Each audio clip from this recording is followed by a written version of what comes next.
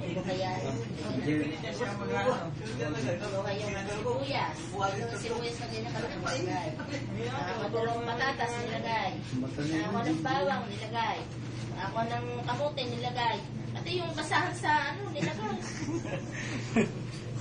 Tinatas mo yung tinapay sa tubig nila niya, nahalo eh. Natinig ng palikpik. Buti na, pinapagawa na kaya anak mo.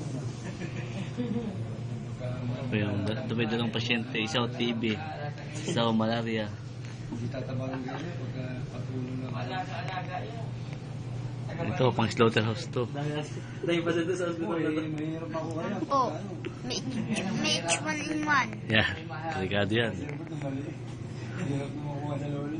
Ayun, sino yun? Pare. Yeah. Patay na po.